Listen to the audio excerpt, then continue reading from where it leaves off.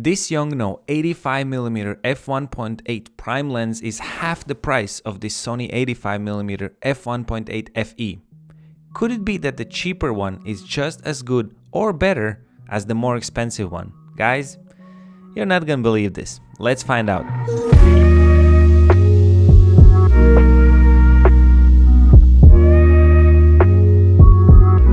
So Yongnuo sent me this full frame lens for testing purposes, but this is not a sponsored video, so you will hear my honest thoughts about it. And if you've been following this channel for a while, you know that for you guys, I like to find a really good gear for less as long as it does its job. So I took the lens out to test in various scenarios, and first thing I noticed when unpacking it was the build quality.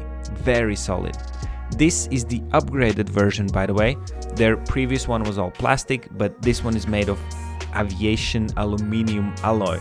There are other upgrades such as waterproof and dustproof rubber ring on the rear end of the lens, as well as upgraded lens coating to fight the flares, especially if you shoot portraits with the backlight. Interestingly, I didn't find rubber gasket on Sony's 85mm, but it does say that it has dust and moisture resistant construction. Further on, the on-lens features are pretty much identical on both lenses. They both get an AF/MF switch and a function button, just the layout is a little bit different. Size-wise, both lenses are almost the same length and weight, roughly 380 grams or 13.5 ounces, but Yongnuo lens is considerably thinner.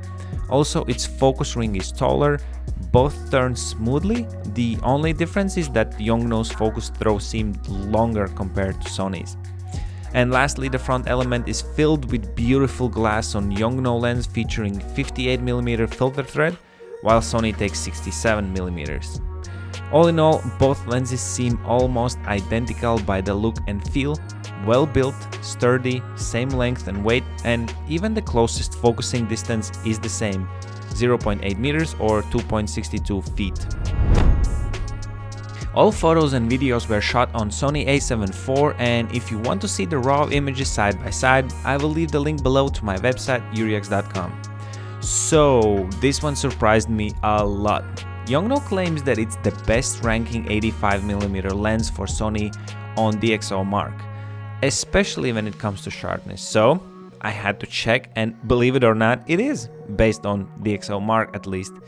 Obviously the list is not complete here. We are missing a really popular Viltrox 85, for example, Sigma and Samyang 2. However, the Sony 85mm f1.8, which I have right here, is on the list, and so is the G Master.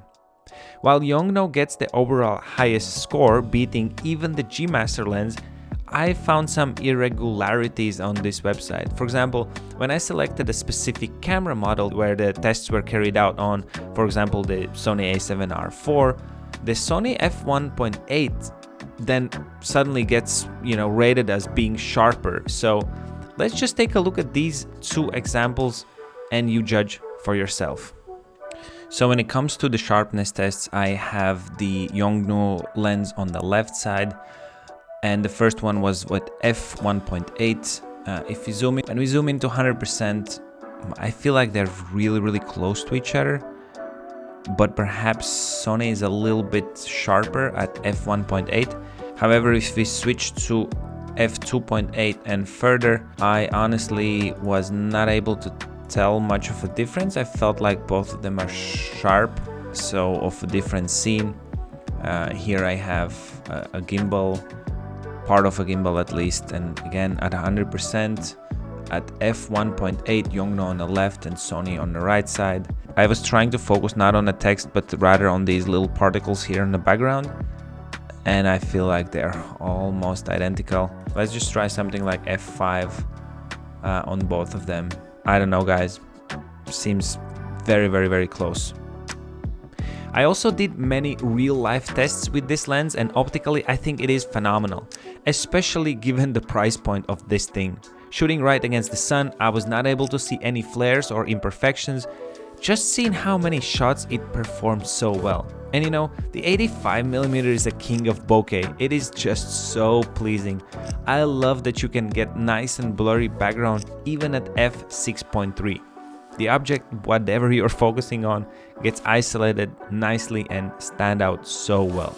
Same thing with the video. The image is nice and sharp with beautiful background. There's plenty of detail in each shot, even when stopping down. I also did a quick focus breathing test. Sony on the left, Yongnuo on the right. As you can see, Sony actually performs worse. However, A7 IV supports the focus breathing compensation feature, which would be great, but not all lenses are compatible with this feature, so from the 85mm lenses, only the G Master is compatible, so yeah. Anyways, here are a few more shots for you to enjoy before we jump into the autofocus performance.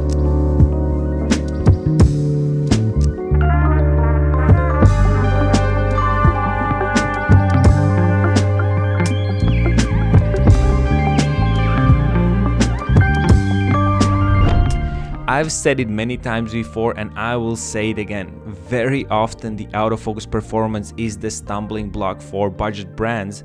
So whenever you get a Viltrox, Yongnuo or other such lens, test the heck out of it. Which is also what I did and was quite pleased with the results. In the normal, everyday casual use, I would never be able to tell the difference between the two. Yongnuo's autofocus was fast and snappy, no hunting, no issues. However, I wanted to push its limits and tried out a couple of tests. First of all, in video mode, tapping on the screen to focus from close to far, you can see that Sony is faster. Or I must say Yongnuo is not slow, it's normal speed, but Sony is really fast. In this example, I tested the eye autofocus precision and speed in video mode. I asked Carlotta to do some exercise and I feel like both lenses performed equally well. The only difference where I could see that Sony had the edge was when she exited the frame and then re-entered it again. I felt like Sony found the eye a tad bit faster. And lastly, and this is where Yongnuo really lagged behind, was the continuous photo shooting. I asked Carlotta to come towards the camera really fast while continuously focusing and shooting on high frame rate. From this example, it is clear that Sony lens was able to focus on the eye through entire shoot, and the green square over the eye indicates that, while Yongnuo caught the focus on the eye in just about like every fifth shot, I would say. And when reviewing these photos in Lightroom, so if you take a look at the pictures of that sequence that we just saw, starting with Yongnuo lens, the red ones are the ones that we have missed shots. So if I just go through them really quickly and zoom into, let's say, 200%, then we'll be able to see that the autofocus did not catch the eye at all in none of these shots. So maybe like one in 5, I would say. This one is good, not so much, and this one I've marked here as the blue. Red ones are the missed ones. So as you can see, as she's walking closer, it's completely out of focus. Whereas Sony, as you can see here on the bottom, they're all green except a couple of them when she moved really close to the camera. So I'm just gonna show it once. She moves closer. Yes, there is focus. You can see the lashes quite easily. Here as well. And remember, this is at 200%, so really zooming in, and every single shot is in perfect focus. You see the lashes through the sunglasses, not a problem at all for Sony. Only when she's really close to the camera, then it didn't focus. In this video, I'm skipping the part on how you can use this lens because I'll be making mini series explaining how I use each of the focal lengths, like 35mm, 50mm, and of course also this one, the 85mm. So subscribe if you haven't already, not to miss out on those videos. But to sum up my thoughts about this lens, is it worth it? Well, it depends. If you're a professional wedding or portrait photographer and you need best of the best, then I think neither of these two lenses will be good enough for you. Perhaps you'll want the Sigma or Sony's G Master lens instead. However, if you're a casual shooter, enthusiast, or doing some YouTube videos like I am where you need product photos and nice B-rolls, honestly, I wouldn't think twice. Yes, Sony is more reliable and has a faster autofocus in certain situations, but I guess what you need to ask yourself is, when you do a portrait shoot, will you ask your model to move fast? Will you do sports photography, shoot running dogs or motorsports? If not, then this is an absolute no-brainer. It will be a great lens for you as it's solid, sharp and optically amazing. If in doubt, watch more videos. Nevertheless, let me know if you had a chance to try this Yongnuo lens already and what are your thoughts. Thanks for watching this video, check out my other videos and I'll catch you in the next video very soon. Cheers!